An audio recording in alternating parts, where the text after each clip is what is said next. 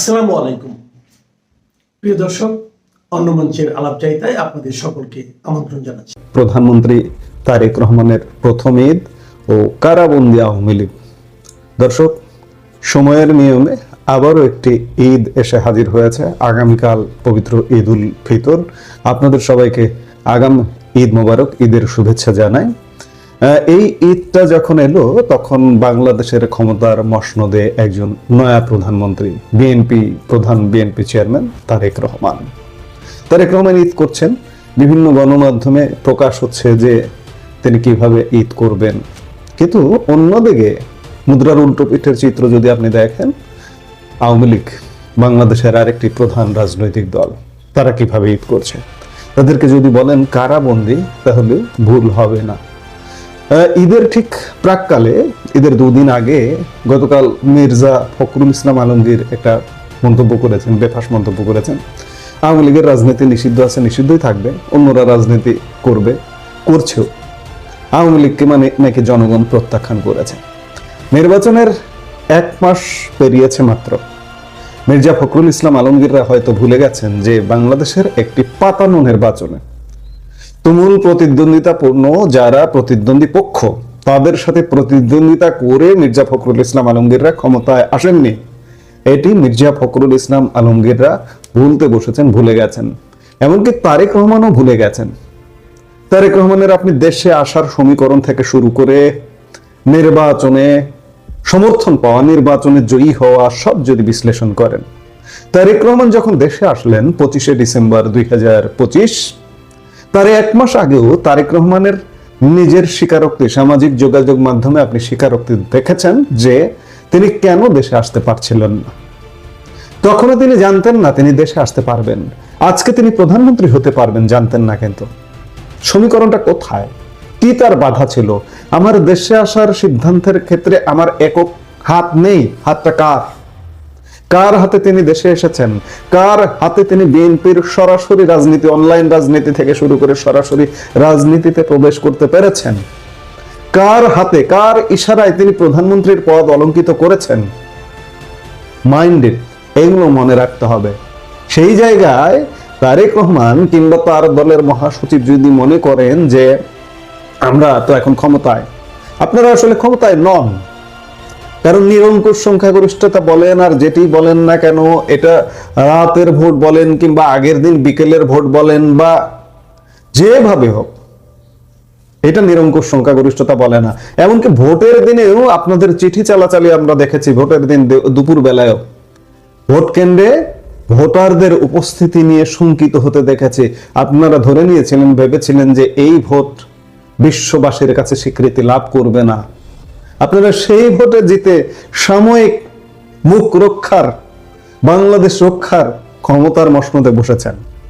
সেই ক্ষমতার মসনদে বসে যদি বলেন যে বাংলাদেশের প্রধান রাজনৈতিক দল, বাংলাদেশের অর্ধেক জনগোষ্ঠীর মানুষের প্রতিনিধিত্ব করা রাজনৈতিক দল আওয়ামী লীগকে নিষিদ্ধ করে রাখবেন, তাহলে সেটি আসলে হয় না। আমি ঈদের কথা বলছিলাম। 2026 সালের এই ঈদ বাংলাদেশের রাজনীতিতে এক অনন্য বার্তা নিয়ে এসেছে। দীর্ঘ 1.5 দশকেরও বেশি সময় পর দেশে নতুন রাজনৈতিক বাস্তবতার প্রতিফলন ঘটেছে। এই 1.5 দশক পর কি প্রতিফলন ঘটেছে? বাংলাদেশ জাতীয়তাবাদী দল বিএনপি এখন রাষ্ট্র ক্ষমতায়, আর প্রধানমন্ত্রী হিসেবে দেশ পরিচালনা করছেন তারেক রহমান। কিন্তু মুদ্রার উল্টা পিঠও আমাদের দেখতে হবে। আজকের এই ঈদের আনন্দ যখন সারা দেশে ছড়িয়ে পড়েছে, তখন দেশের বিভিন্ন কারাগারে বন্দী রয়েছেন বিগত সরকারের অসংখ্য শীর্ষস্থানীয় ব্যক্তিত্ব। কমপক্ষে 150 আওয়ামী লীগের সংসদ সদস্য, মন্ত্রী, শীর্ষ নেতৃত্ব, এগুলো শীর্ষ পর্যায়ের। এছাড়া সারা দেশে তৃণমূল পর্যায় থেকে শুরু করে কয়েক লক্ষ আওয়ামী লীগ নেতাকর্মী জেলে বন্দী হয়ে আছে। আওয়ামী লীগ নেতা কর্মী, সংসদ সদস্য, কেন্দ্রীয় নেতা, সচিব, আমলা, অনেকগুলো বাংলাদেশের ইতিহাসে নজিরবিহীন ভাবে অনেক সচিব জেলে বন্দী হয়ে আছেন। অনেক সাংবাদিক, বুদ্ধিজীবী জেলে বন্দী হয়ে আছেন। বিচার বিভাগ, প্রধান বিচারপতি জেলে বন্দী হয়ে আছেন। প্রধান নির্বাচন কমিশনার কয়েকজন জেলে বন্দী হয়ে আছেন। সবচেয়ে বড় যে প্রশ্নটি উঠছে সেটি হচ্ছে বিনা বিচারে আটক নিয়ে। বর্তমান সরকার এবং অ্যাটর্নি জেনারেল অফিসের দাবি অনুযায়ী কাউকে বিনা বিচারে আটক রাখা হয়নি, বরং প্রত্যেকের বিরুদ্ধে সুনির্দিষ্ট মামলা রয়েছে।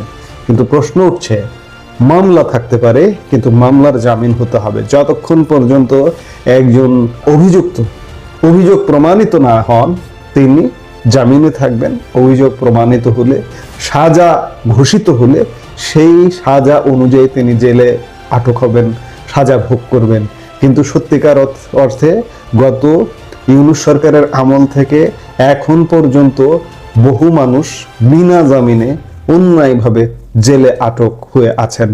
মানবাধিকার কর্মীদের মতে এই মুহূর্তে হাজার হাজার আওয়ামী লীগার বুদ্ধিজীবী, বিচারপতি, সচিব জেলে বন্দী হয়ে রয়েছেন। ঈদের এই সময় তাদের পরিবারগুলোর মধ্যে বইছে বিষণ্ণতা। প্রধানমন্ত্রী তারেক রহমান তার ভাষণে বারবার বলেছেন, প্রতিহিংসার রাজনীতি আমরা করতে চাই না, আমরা আইনের শাসন প্রতিষ্ঠা করতে চাই। কিন্তু বাস্তবতা হলো রাজনৈতিক এই পালাবদলে আওয়ামী লীগের মাঠ পর্যায়ের কর্মী থেকে শুরু করে শীর্ষ পর্যায়ের বুদ্ধিজীবী সবার জন্যই এবারের ঈদ এক ভিন্ন অভিজ্ঞতা। কেউ একে বলছেন পাপের প্রায়শ্চিত্ত, আবার কেউ বলছেন রাজনৈতিক প্রতিহিংসা। তবে সত্যটা সম্ভবত এর মাঝখানেই কোথাও লুকিয়ে আছে। প্রতিহিংসার রাজনীতি করতে চায় না, কিন্তু আজকে প্রায় 1 মাস পেরিয়ে গেছে তিনি ক্ষমতায় এসেছেন। ইউনূস সরকার একটা অবৈধ, অনির্বাচিত, সংবিধান বহির্ভূত সরকার ছিল। সংবিধান বহির্ভূত ভাবে বিনা বিচারে আটক রেখেছিল। কিন্তু তারেক রহমান ক্ষমতায় এসেও এখনো পর্যন্ত শীর্ষ ব্যক্তিত্ব, হ্যাঁ আমরা এটি স্বীকার করছি যে সারা দেশে জামিনের একটা গতি এসেছে। আগে যেমন ইউনূসের উপদেষ্টা ছিলেন অবৈধ আসিফ নজরুলের মন্ত্রণালয়ের মাধ্যমে জামিনগুলো আটকে রাখা হতো, প্রকাশ্যে ঘোষণা দিয়ে যে আওয়ামী লীগ নেতাদের জামিন দেওয়া হবে না। এখন জামিন কিছুটা শিথিল হয়েছে, কিন্তু সত্যিকার অর্থে শীর্ষ পর্যায়ের বহু মানুষ এখনো পর্যন্ত বিনা জামিনে জেলে আটক রয়েছেন। তারেক রহমান ঈদ করছেন, তার ঈদের কর্মসূচি ঘোষিত হচ্ছে, কিন্তু যারা বিনা বিচারে জেলে আটক আছেন তাদের মুক্ত না করে তারেক রহমানের যে ঈদ, এই ঈদ আসলে সহি হচ্ছে না, সঠিক হচ্ছে না। আওয়ামী লীগের জন্য এটা একটা কারাবন্দী ঈদ, আর তারেক রহমান প্রধানমন্ত্রী হিসেবে প্রথম ঈদ। এই ঈদটা তারেক রহমান অন্যভাবে করতে পারতেন। ঈদ উপলক্ষেও বিশেষ করে এই যে এত ভিভিআইপি জেলে বন্দী হয়ে আছেন, ঈদ উপলক্ষে তাদের অন্ততপক্ষে জামিন দিতে পারতেন। জামিন দিয়ে তাদের বিচার হবে, তারা যদি কখনো সাজা পান তাহলে সাজা ভোগ করবেন। কিন্তু বিনা জামিনে তাদেরকে আটক রাখা হয়েছে এখন পর্যন্ত। আমি শুরুতেই বলছিলাম যে তারেক রহমান কিংবা বিএনপি হয়তো ভুলে গেছে তারা ক্ষমতায় কিভাবে এলেন। এই ভুলে যাওয়াটাই তাদের কাল হবে। এখন দেখার বিষয় যে সামনে আরো কি ঘটছে। এই মুহূর্তে এ পর্যন্ত, সবাই ভালো থাকুন, সুস্থ থাকুন। শেখ মুজিবের সংবিধান চান না, কারণ এই সংবিধান ভারত লিখে দিয়েছে। বাংলাদেশের ৭২-এর সংবিধান ভারত লিখে দিয়েছে, সেই কারণে এই সংবিধান চান না তথাকথিত রাজনৈতিক দলের নেতারা।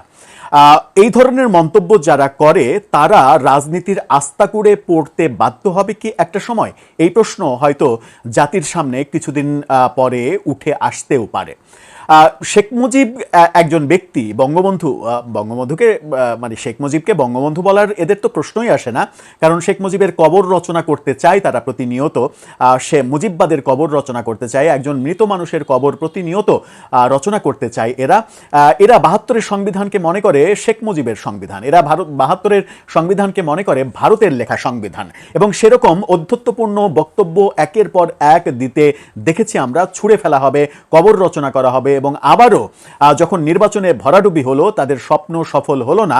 নির্বাচনে যদি বিজয় লাভ হতো তাহলে ৭২-এর সংবিধানটা তারা আনুষ্ঠানিকভাবে আস্থা করে ছুঁড়ে ফেলে দিত, এটা আমরা জানি। কিন্তু সেই স্বপ্ন বাংলাদেশের মানুষ বাস্তবায়িত হতে দেয়নি। যখন ভোটের মাধ্যমে তাদেরকে রিফিউজ করেছে, তখনও তারা স্বপ্ন দেখে যাচ্ছে যে ৭২-এর সংবিধান ভারতের লেখা সংবিধান, সেই সংবিধান ছুঁড়ে ফেলতে হবে। এরকম মন্তব্য এনসিপির নেতা নাসিরউদ্দিন পাটোয়ারি আজকে করেছেন, যিনি গতকালকেই ক্ষমা চেয়েছেন যে তিনি আর কোনো বাজে কথা, কটু কথা, অতি কথা এটা বলবেন না। এসব কথা বলে, এসব মানে যথেষ্ট স্ল্যাং ল্যাঙ্গুয়েজ ইউজ করে যে সমালোচনার মানে মুখে পড়েছেন, সেখান থেকে তিনি জাতির কাছে ক্ষমাও চেয়েছেন। চলুন একটু জেনে দেখি কি বলছেন তিনি এই ব্যাপারটাতে। সেই আলোচনাই করবো এই ভিডিওতে। থাকবেন পলিটিক্স টিভির নিয়মিত আয়োজনে।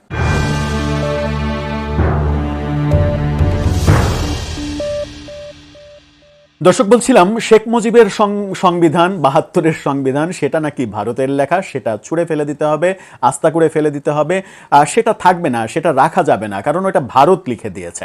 মানে ৭২ সালে বাংলাদেশের সংবিধানটা নাকি ইন্দিরা গান্ধীরা লিখে দিয়েছেন। এই রকম মানে রাজনৈতিক মূর্খরা যখন বাংলাদেশে রাজনীতি করেন, তখন তাদেরকে নিয়ে আসলে আলোচনা করাটাও একটু ডিফিকাল্ট হয়ে যায়। আপনি যে কারো সমালোচনা করতেই পারেন, আপনি যে কারো বিরোধিতা করতেই পারেন, কিন্তু বাংলাদেশ নামক রাষ্ট্রের যে জন্ম, সেই জন্ম এবং জন্মের ইতিহাসটাকে যখন আপনি অস্বীকার করবেন, তখন কি বলা যাবে? তখন কি এটা বললে ভুল হবে যে ওই প্রফেসর ইউনূসকে দিয়ে আপনারা যে রিসেট বাটন টিপিয়েছিলেন, সেই রিসেট বাটনের মূল উদ্দেশ্য ছিল মুক্তিযুদ্ধকে ভুলিয়ে দেয়া, ৭১কে ভুলিয়ে দেয়া, ৭২-এর সংবিধানকে ভুলিয়ে দেয়া। আলী রিয়াজকে নিয়ে এসে আমেরিকা থেকে উড়িয়ে এনে, বিদেশি নাগরিক, তাকে উড়িয়ে এনে সংবিধান কাটাছেড়ার যা কিছু করেছেন, সেগুলো যখন বুঝতে পারছেন যে বিএনপির নিরঙ্কুশ সংখ্যাগরিষ্ঠতার জয়, বিএনপির এই বিপুল বিজয়, এই বিজয়ের মাধ্যমে আপনাদের সেই স্বপ্ন শেষ হয়ে গেছে, আপনারা চাইলেই আর সংবিধানকে ইচ্ছামতো কাটাছেড়া করতে পারবেন না এবং বিএনপিও সংসদে সেটা করবে না, তখন এখনো ভুল বকাটা অব্যাহত রয়েছে। কি বলছেন তিনি? যুগান্তরের শিরোনামটা দেখলেই বুঝতে পারবেন। তিনি বলছেন, শেখ মুজিবের সংবিধান চাই না নাসিরউদ্দিন পাটোয়ারি। কেন চান না? বলছেন, বর্তমান সংবিধানের মৌলিক কাঠামোয় পরিবর্তন না আনলে সংবিধান বাতিলের আন্দোলনে যাওয়ার হুঁশিয়ারি তার। মানে হুঁশিয়ারি দিতে থাকেন, মানে প্রচণ্ড ভয় পেয়ে যাবে এই সব হুঁশিয়ারি দিলে 2/3 আসনে বিজয় লাভ করা বিএনপির নতুন সরকার। আপনাদের হুঁশিয়ারে থরথর করে তারা কাঁপবে, কেঁপে তারা বলবে যে বাবা, আমরা প্রচণ্ড ভয় পেয়েছি, আমার টয়লেট চেপেছে, আমি এখন টয়লেটে যাব, তোমরা এই ফাঁকে যা ইচ্ছা তাই করে নাও, যেভাবে ইচ্ছা তুমি সংবিধান লিখে নাও, সংবিধান তোমার পৈতৃক সম্পত্তি, তুমি যেভাবে ইচ্ছা লিখে নাও, সংসদে কিচ্ছু পাশ করা লাগবে না, তোমার মন মতো করে তুমি লিখে নাও বাবা। তিনি বলছেন যে চাঁদপুরে একটা ইফতারেই তিনি ইদানিং টুপি মাথায় দিয়ে বাজে কথা বলেন। ওই যে মির্জা আব্বাস বিএনপি নেতা, যিনি এখন মৃত্যুর সঙ্গে পাঞ্জা লড়ছেন অসুস্থ হয়ে, তাকে নিয়েও ওই চবর্গীয় শব্দের গালাগালি করেছিলেন টুপি মাথায় দিয়ে ইফতার মাহফিলে। মানে সেই শব্দগুলো তো আমাদের মুখে আসা সম্ভব নয়, সেইগুলো নাকি আবার বাংলাদেশে নতুন রাজনৈতিক বন্দোবস্ত দেবে। তিনি বলছেন, বাংলাদেশে নাকি এখন পরিবর্তন চলছে, এই পরিবর্তনটা শুরু করতে হবে সংবিধান থেকে। মূল সমস্যা হলো এটি হলো ভারতীয় সংবিধান। কিরকম অধ্যত্ত! বাংলাদেশের সংবিধানকে তিনি বলছেন ভারতীয় সংবিধান। তিনি বলছেন যে শেখ মুজিবের সংবিধান, ফ্যাসিবাদী সংবিধান আমরা চাই না, আমরা বাংলাদেশের সংবিধান চাই।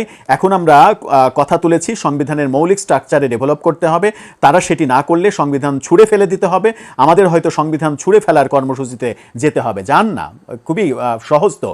ঈদের মধ্যে মানে আন্দোলন আরও জমবে। ফাঁকা ঢাকা আন্দোলন করেন, ফাঁকা ঢাকায় লোকজন নাই, বিএনপির সমর্থকরাও সব দেশে চলে এসছে, এই ফাঁকা রাস্তায়, ফাঁকা মাঠে আপনারা একটা গোল দিয়ে দেন।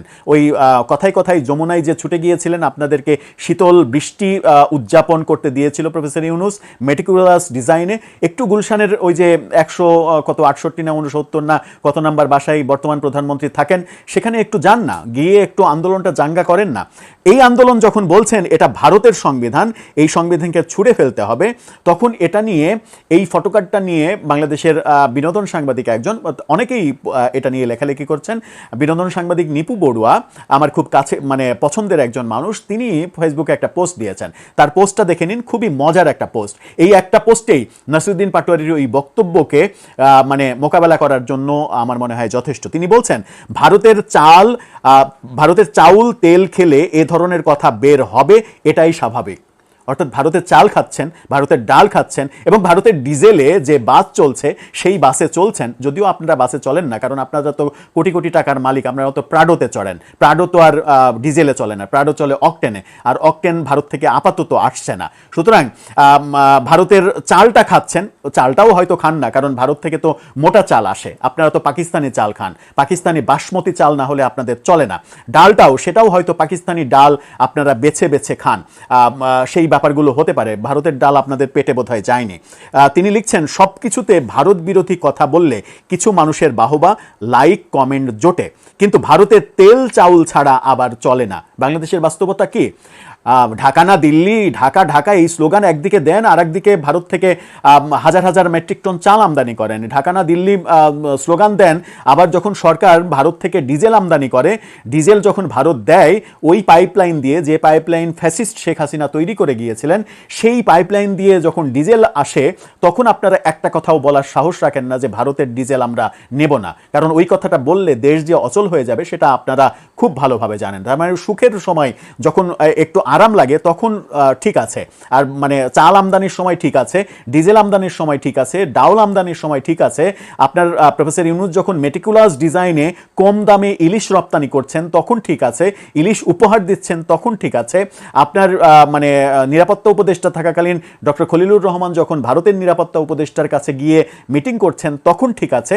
শুধুমাত্র ঠিক নেই এই বয়ানের ক্ষেত্রে। তিনি আর মানে নিপু বড়ুয়া আর কি লিখছেন আফগানিস্তানে যখন নিরীহ মানুষ হত্যা করে পাকিস্তান তখন এরা চুপ থাকে। শুধু তাই নয়, সৌদি আরব যখন ইরানে হামলা করতে চায় তখনও এরা চুপ থাকে। এখানে ভারত থাকলে এতক্ষণে মাইক নিয়ে নামতো। অর্থাৎ এই ব্যাপারগুলো মানে এরকম ব্যাপারও তো হয়েছে যে ইরানে হামলা কেন তারেক রহমান জবাব চায়, এরকম মিছিলও তো কেউ কেউ করেছে বাংলাদেশে, এবং ওই গোষ্ঠীরই লোকজন করেছে যারা কিনা ইরানে কেন আমেরিকা ইসরায়েল হামলা করছে তার জবাব চাচ্ছে তারেক রহমানের কাছ থেকে। এরা হচ্ছে বাংলাদেশের রাজনীতির ধারক বাহক হতে চায়। এরা মনে করে বাংলাদেশে ৭২-এর সংবিধান হচ্ছে ভারতের সংবিধান, ভারত লিখে দিয়েছে। মানে ভারতের বিরুদ্ধে কথা না বললে যেন ভেতরে ডাইজেস্ট হয় না। ভারতের বিরুদ্ধে কথাগুলো ওই একটা সিরাপ আছে, অ্যাভোলাক সিরাপ হতে পারে, বিজ্ঞাপন হয়ে যেতে পারে, অ্যাভোলাক বলে একটা সিরাপ আছে, ওইটা খেলে প্রচণ্ড ডাইজেস্ট হয়। কিছুক্ষণ ১ ঘন্টা খাওয়ার পরে ১ ঘন্টা মানে ওই ওষুধ খাওয়ার পরে ১ ঘন্টার মধ্যে আপনার পেছন দরজা দিয়ে সব কিছু ক্লিয়ার হয়ে যায়। এদের অবস্থা ওই রকম হয়েছে যে ভারতের সম্পর্কে কথা বললে এদের পেটের ভাতটা খুব ডাইজেস্ট হয়, এরা সম্ভবত টয়লেটে গিয়ে খুব আরাম পায়। দর্শক, আপনার মতামত জানিয়ে লিখতে পারেন আমাদের কমেন্ট বক্স।